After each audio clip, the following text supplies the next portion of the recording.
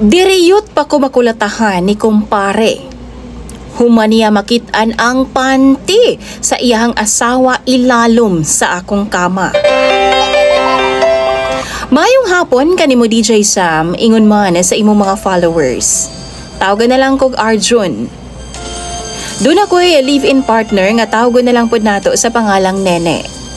Kini si Nene DJ Sam, hinhino ni siya. Babaeng babae kay nilihukan, maunang ganahan kaayo ko kay babae kay siyang tanawon. Dili man siya ingon ana kagwapa pero para sa ako attractive siya. Magsyam na mikabuan nga nag-uban sa usa ka apartment DJ Sam. Construction worker ko, samtang siya tindera pod sa karinderya duol lang pod sa among site nga gitrabahuan. Dito pod mi nagaila DJ Sam.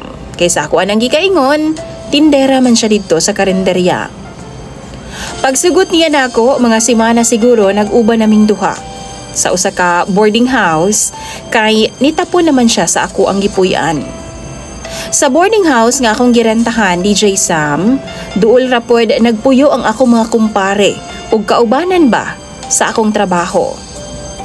Mao nang usahay magtigom-tigom jud mi, usahay sila kumpare ang moadto sa amo nga boarding house ug usahay pod didto pod mi magtapok-tapok sa ilahang kwarto.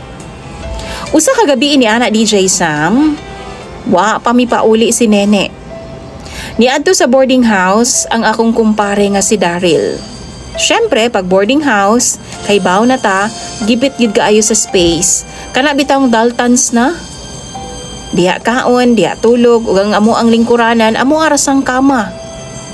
Kay naaraman pod atubangan sa lamesa. Niyaka si pare sa salog at bang sa kama nako DJ Sam nga gilingkuran pod.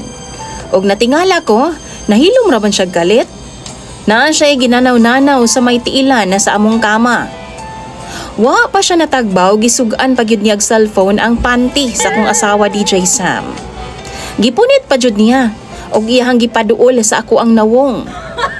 Isug ay siyang nangutana nako, nganong naa dito ang panty daw sa iyahang misis. Nakurat ko DJ Sam, kay sakto pod bitaw, nakita nako nga naay nakasulat nga Tuesday.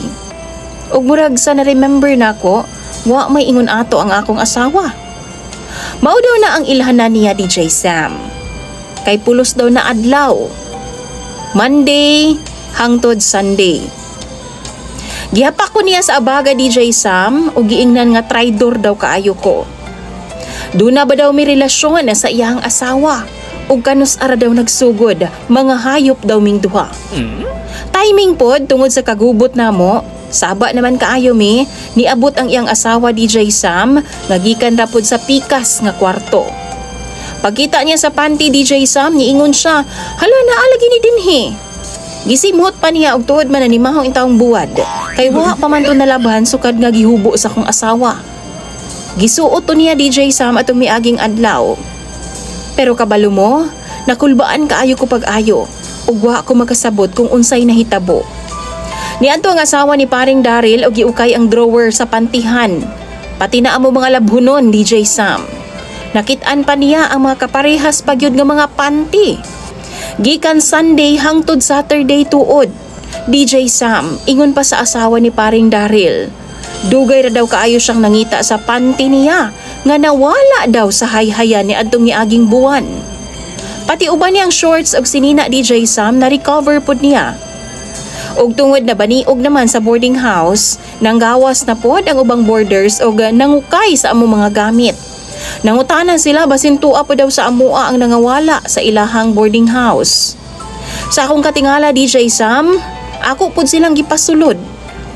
Og tuod man, pati plato, tupperware, kutsara, tinidor, nakuha nila DJ Sam.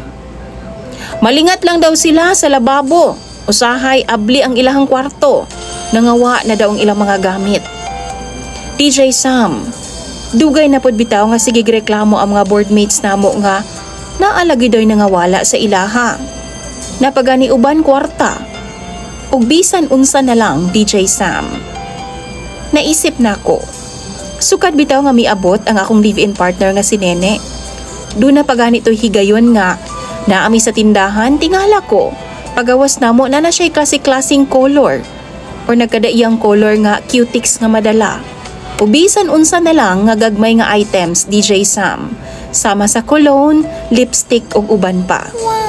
Na ganito'y kaisa nga namalit lang mi sa talipapa dinhi sa among lugar. Paglakaw namo, naanay luya ang iyang bulsa. Wa man to namo gibayran og apil. DJ Sam, gipalagpas na lang to nako tanan sa una. Kay di ko gusto nga maghuna-huna og ngilad sa akong live-in partner. Pero karon, gihungit naman jud kaayo sa kuatan ng ebidensya. Ug naulawan kaayo kog apil. Pag uli ni Nene sa boarding house, ako dayon siyang gikompronta. Apan gideny niya DJ Sam. Ana pa siya, iyaha daw tong mga gamit tanan. Pasagad ra daw istorya ang among mga ka-boardmate. Giingnan ako siya kung iyaha gyud to, then amo ang adtuon at tubangon namo sila og among bawion. Pero di pud siya motingog DJ Sam ug di pud siya mobarog gikan sa iyang gihigdaan. Sa kaulaw nako, hapit jud ako siya malaparuhan ni adtong time DJ Sam. Nangayo siya pasaylo og second chance nako. Og ingon pa siya, magbag-o na daw siya og di na daw siya manghilabot sa sunod. Apan gipapahawa gid nako siya DJ Sam ug nakipagbulag ko niya. Pero muuli man gihapon siya sa ako Mao na akong problema karon DJ Sam. Kay bisag unsaon ako, muhilak-hilak naman noon siya. Og dili na ako ma-deny DJ Sam nga maluoy ko niya og mada tungod kay nahigugma pod ko niya. Wa daw siya masayod pod kung unsay mabuhat niya sa iyang kaugalingon, kung ugaling man mawala ko niya DJ Sam. Maunang tambagi ko ninyo kung unsabay dapat na kong buhaton para lang nga muhawas ko aning kahimtanga kay nauwawa na jud ko pag-ayo. Tambagi daw ko ninyo mga followers ni DJ Sam. Arjun.